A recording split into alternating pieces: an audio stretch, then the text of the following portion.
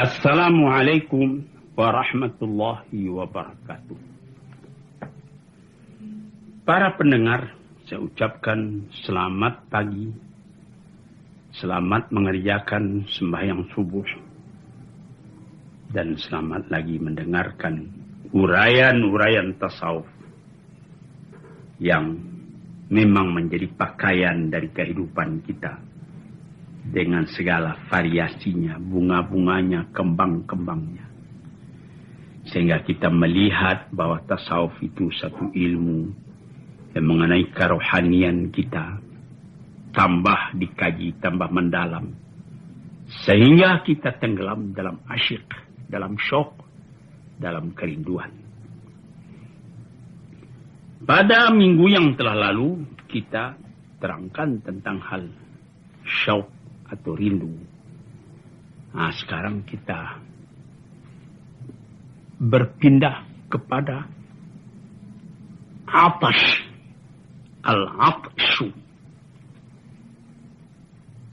Apa arti al-atshu? Arti bahasa Indonesianya haus. Nah, mendengarkan artinya saja saudara sudah dapat mengetahui. Kaji kita berturut-turut. Mula-mula dulu kita mengaji mahabbah, cinta kepada Allah. Sudah berapa lama kita kaji, lantas pindah sesudah mahabbah itu ghirah, cemburu. Orang yang cinta sejati ada rasa cemburu dalam hatinya. Dia tidak mau berbagi cintanya itu. Dia cuma satu saja yang dicintainya. Sesudah itu, sesudah ghirah kita pindah kepada syauq, rindu. Rindu hendak bertemu. Sesudah itu kita pindah kepada qalaq, kegoncangan hati, kecemasan. Kalau kita punya permintaan tidak didengar. Dan banyak misal-misal yang telah saya kemukakan di zaman yang sudah-sudah itu.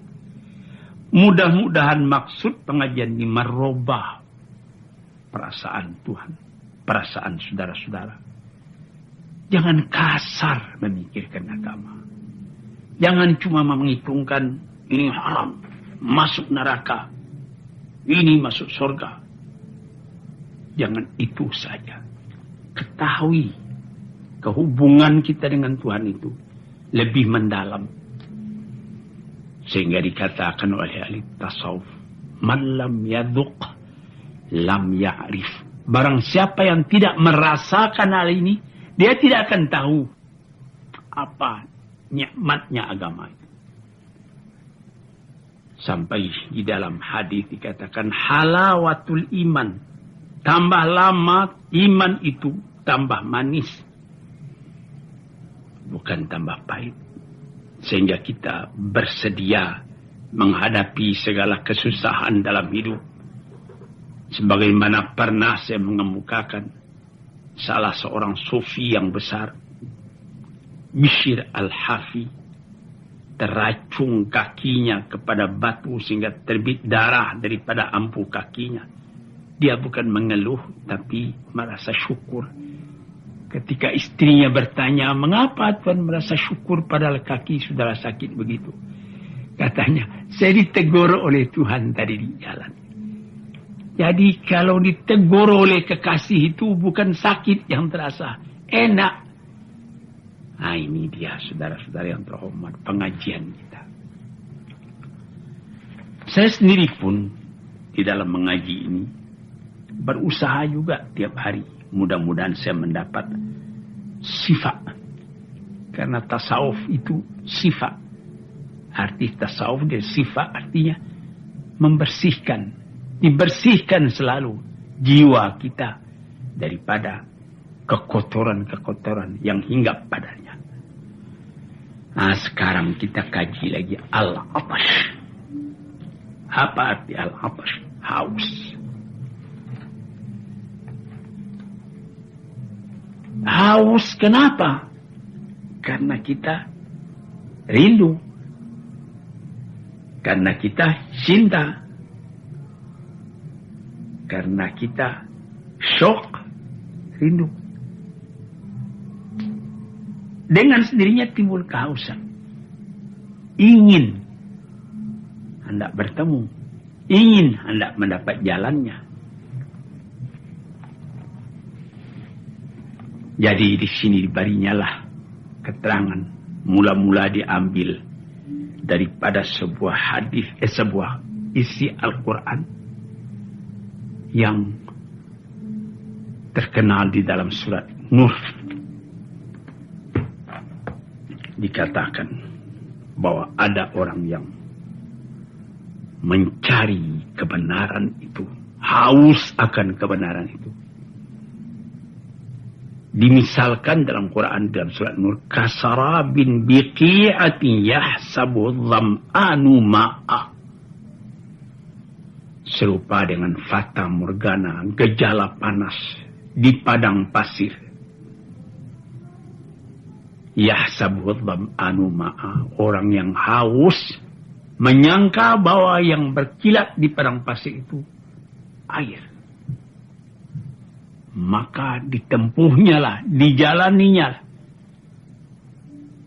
Malah kalau kita naik mobil pun di tempat yang sunyi di waktu panas dari pukul 11 tengah hari. Misalnya kita berangkat dari Panarukan hendak menuju Indramayu, Jati Barang, jalannya lurus. Itu kelihatan seperti air di tengah jalan. Untung kita naik mobil. Bagaimana kalau kita jalan kaki? Saya sendiri sudah menderita yang demikian itu ketika umur saya masih muda, umur 19 tahun. Saya tidak ada uang buat menyewa unta. Lalu saya berjalan kaki dengan salah seorang teman saya, orang meninjau juga. Kalau saya tidak lupa namanya Haji Mahmud. Kami berangkat dari Mekah pukul 5 sore. Jalan kaki. Karena sudah terlalu capek berjalan, tak kira-kira baru 25 kilometer. Sudah tidak dapat diangkat kaki lagi. Sudah semutan. Sudah pegal kaki. Karena itu, ya untung berjalan sore. Sebab itu tidak panas pasirnya. Tetapi, itu pasir dalam. Lunak. Jadi kalau kita injak boleh dikatakan kaki kita surut ke belakang sedikit. Nanti lama-lama jadi pegal. Saya kira-kira pukul 11 malam kami tidur. Tertidur di tengah padang pasir. Berdua dengan teman tadi. Kami sembahyang ketika itu dengan tayamum saja. Kami tidur. Enaknya tidur di padang pasir itu. Malam. Jadi panas tidak terasa. Tidak tersentak-sentak tidur. Setelah terbangun kemudian dilihat matahari. Sudah naik. Sudah cukup keluar jadi kira-kira pukul 7. Baru kami sembahyang subuh. Habis sembahyang subuh kami berjalan. Tambah lama, tambah panas. Itu belum sampai di Bahra kami. Jadi, itu Bahra jarak antara Mekah dengan Jeddah, Bahra namanya. Sekarang dengan mobil itu tidak cukup, barangkali cuma setengah jam dari Jeddah atau lebih-lebih sedikit. Cobalah saudara fikir waktu itu belum ada jalan raya sebagai sekarang. Jadi sangat panasnya. Di dalam panas tadi dari jauh pukul 9, pukul 10, pukul 11 itu sudah sangat panas. Dari jauh kelihatan air terus tergenang air nampaknya. Kita jalan, tidak ada air. Itu cuma gejala panas. Kita tambah haus. Di sini namakan atash, haus. Di dalam Quran dikatakannya kasarabin biqi'atin yahsabuhu dham'anu ma'a. Orang karena haus kepada air, dilihat dari jauh ada air, tapi idza ja'ahu setelah sampai ke tempat lam yajidhu syai'a, tak ada apa-apa, tak ada air melainkan pasir yang panas. Ini satu. Jadi diumpamakan di sini orang dalam mencari kebenaran itu haus. Kalau tidak ada pimpinan dari Allah, mungkin air disangka air, padahal pasir. Namun kerinduan, namun kehausan tidak lepas, melainkan masih tetap mencari. Saudara-saudara yang terhormat, disinilah dikatakan atash itu, yaitu haus. Jadi, bagaimana kita hidup di dunia ini?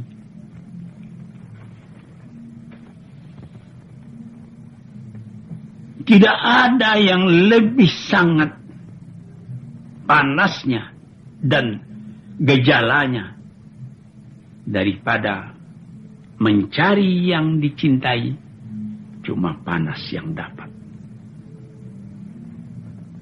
Orang yang ada dorongan daripada hati imannya, meskipun dia tidak mendapat air itu, dia masih tetap mencari.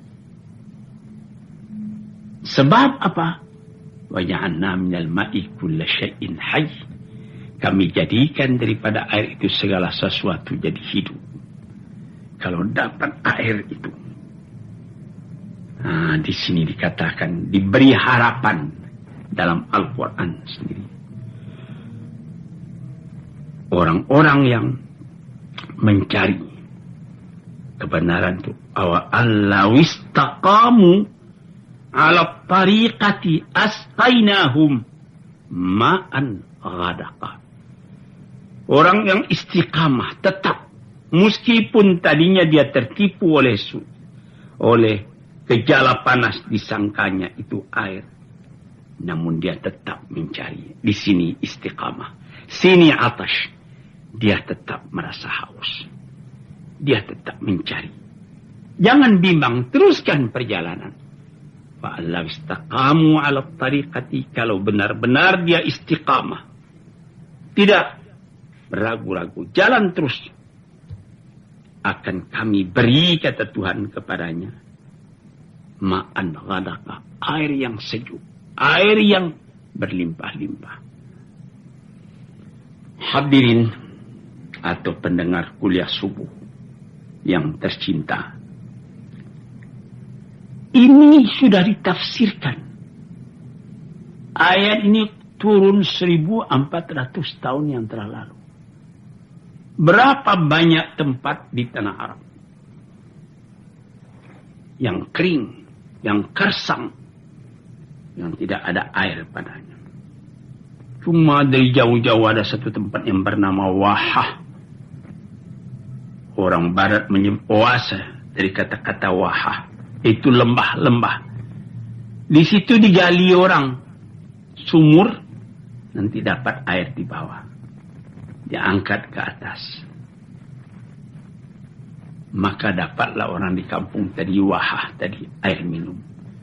Sebab itu dalam perjalanan orang masa naik unta dari Mekah ke Madinah, di Wahah itulah berhenti unta, karena di sana sudah sejak dulu digali sumur-sumur tempat orang akan minum, akan berhenti bermalam atau berhenti siang kalau di musim panas. Dia berjalan sejak dari pukul 5 sore sampai nanti pukul 6 pagi. Habis sembahyang subuh, ditanggalinya sukduf untanya, dan dia tinggal di sana sampai sore.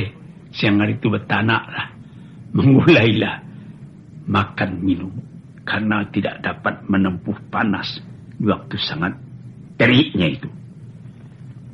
Tapi sekarang saudara-saudara yang terhormat, wa lawistaqamu ala tariqati la asqainahum ma'an ghanaqa.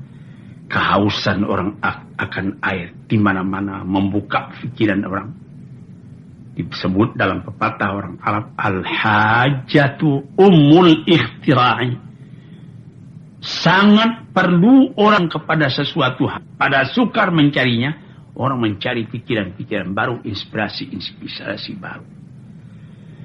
ketika saya naik haji ke Mekah di tahun 1927, ketika itu kota Jeddah masih sepi, saya melihat bagaimana kerajaan Saudi yang baru memerintah menyaring air laut supaya dijadikan air tawar, tidak asin lagi. Itu sudah mulai ketika itu. Maka orang pun tidak susah minum lagi, sudah terasa bahasa ini air tidak asin. Tetapi kalau diambil mencuci kain, tidak lekat sabunnya karena dia masih tetap air laut yang ditawarkan. Tapi di Libya, kabarnya konon digali tanah dengan mesin-mesin yang modern. Orang mulanya hendak mencari minyak. Rupanya ketemu air. Air yang ketemu itu air jernih. Air asli. Bukan air asin yang ditawarkan. Tapi air sejuk sejak dulu. Sehingga di Libya sendiri tidak ada lagi soal perkara air itu. Saudara-saudara, para pendengar peminat kuliah subuh, saya berikan keterangan umum dalam hal air ini supaya saudara melihat bagaimana hausnya manusia. Kalau jasmani haus akan air, penting akan air. Ada orang yang sakit sudah 1 bulan 2 bulan tidak makan, tapi dia belum mati.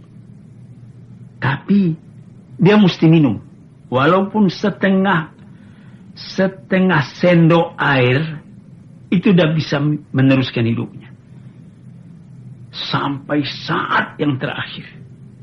Sampai setengah jam mau dia meninggal dunia, masih sanggup dia minum air. Tapi, padahal sudah berbulan-bulan tidak makan nasi. Di sini sudah melihat atas itu.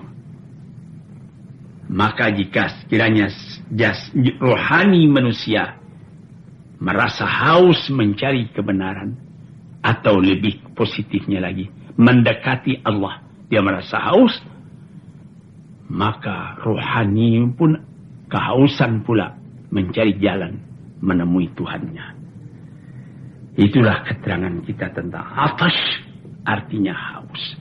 Haus yang berasal dari rindu. Rindu yang berasal dari cemburu. Cemburu yang berasal dari cinta. Sekian dulu, mudah-mudahan lain hari kita sambung lagi hal kehausan akan cinta kepada Tuhan ini. Assalamualaikum warahmatullahi wabarakatuh.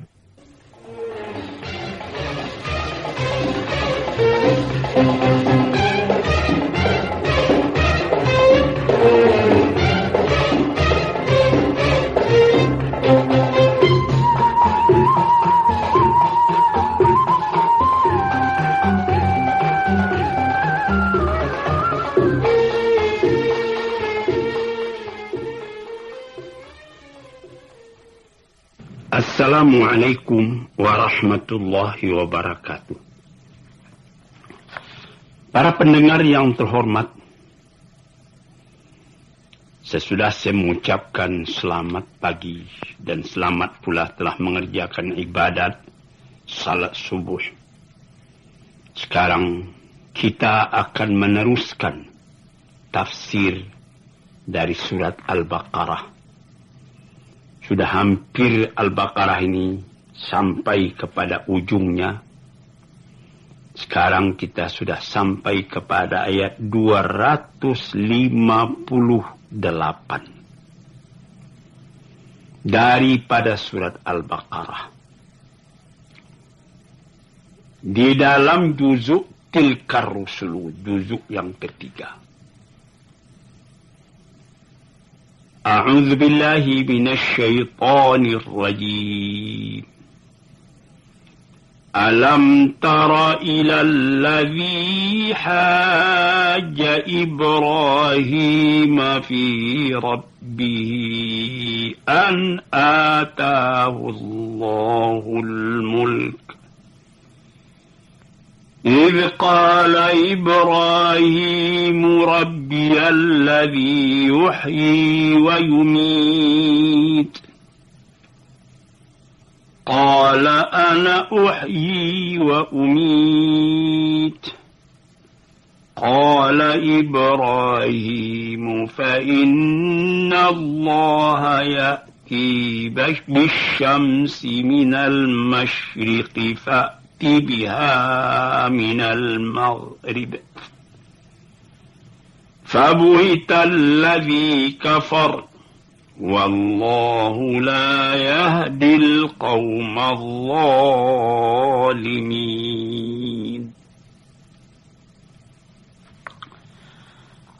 Adakah tidak kau lihat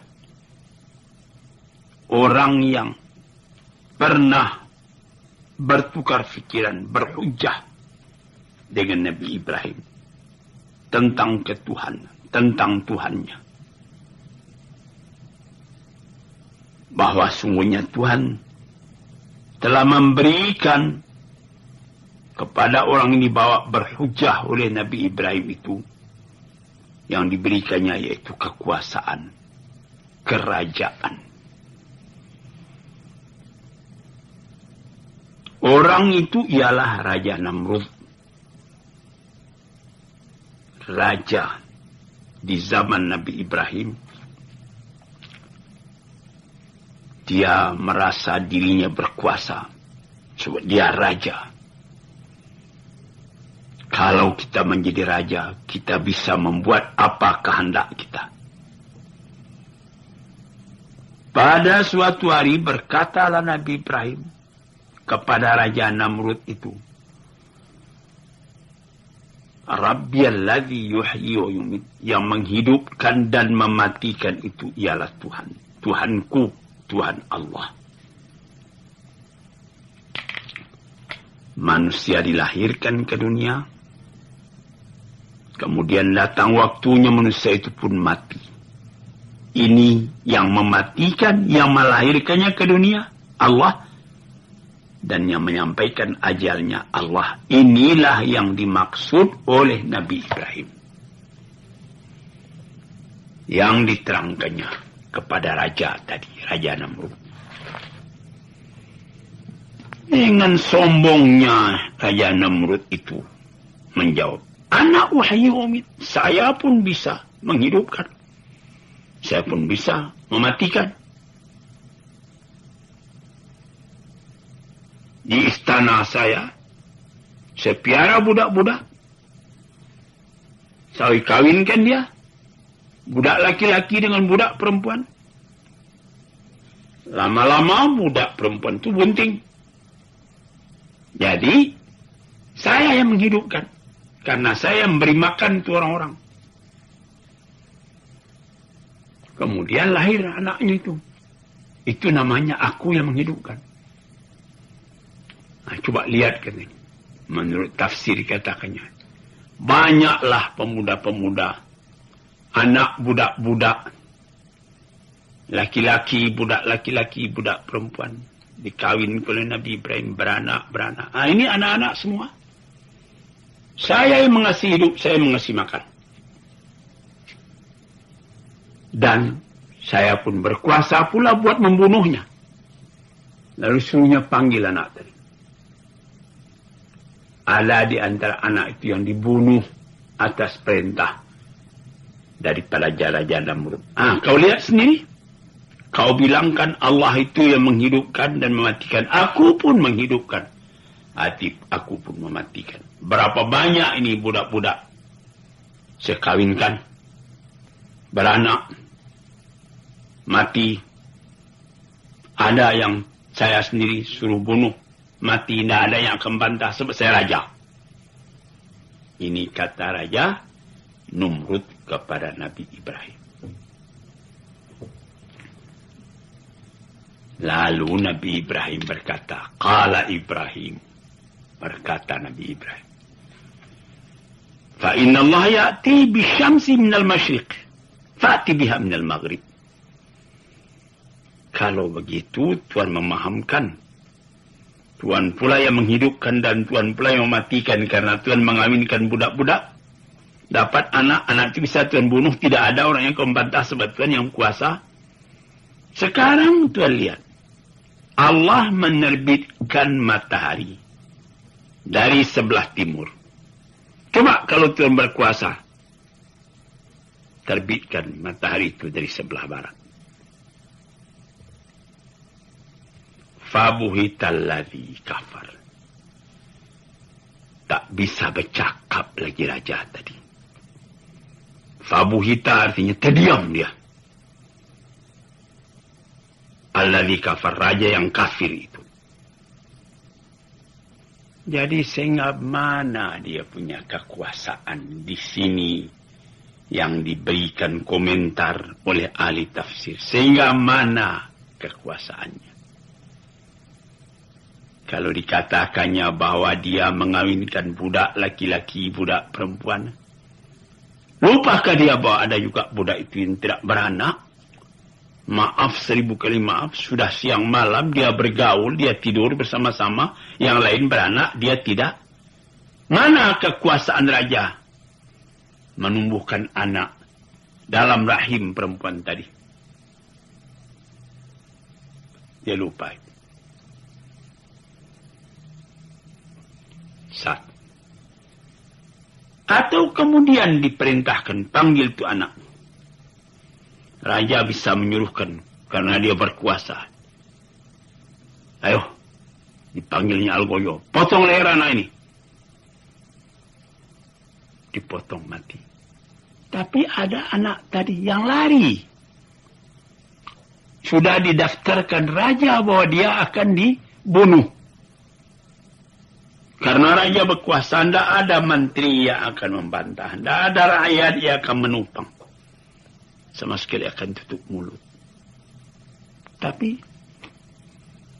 akan ada di antara anak-anak itu nanti. Ini bahaya ini. Sebelum datang bahaya dia lari. Dicari tidak ketemu. Keputusan raja tidak jadi jalan. Sebagaimana Ashabul Kahfi. 309 tahun lamanya. Pergi bersembunyi, tidak dapat ditangkap oleh raja yang memerintah di zamannya. Di sini sudah gagal. Apalagi kalau sekiranya diperintahkan. Coba kalau engkau betul berkuasa. Terbitkan matahari dari sebelah barat. Benamkan di sebelah timur. Bisa apa tidak? Kekuasaan raja tidak sampai ke sana. Kekuasaan segala pemerintahan di dunia tidak sampai. Manusia tidak sanggup buat memerintah alam. Ini seperti kejadian sudah diatur demikian rupa. Sudah segala belanja dikeluarkan. Pembangunan supaya rakyat bisa hidup dengan tentram, adil dan makmur. Tiba-tiba datang gempa bumi. Di Italia lebih 10.000 orang yang mati. Adakah kekuasaan dari Presiden Italia mengatakan, hei, gempa stop, saya berkuasa. Tidak bisa melangkah, malahan Presiden Italia tadi sendiri pun akan lari ke tempat lain. Kalau tidak, nanti akan dihantam lagi dia. Oleh banjir itu. Oleh gempa bumi itu. Dan pada minggu yang lalu, saya sendiri pergi ke kampung halaman saya di Meninjau. Karena terjadi ampuh atau galodo. Runtuh bukit karena lebatnya hujan, tergenang air di runtuhnya bukit. Setelah runtuh bukit, yang air turun ke bawah itu menjadi galodo. Ditimbunnya kampung. Sehingga ada satu rumah yang berdiri di pinggir danau, di dekat sungai Tumayo, digulung oleh air, masuk rumah itu ke dalam danau.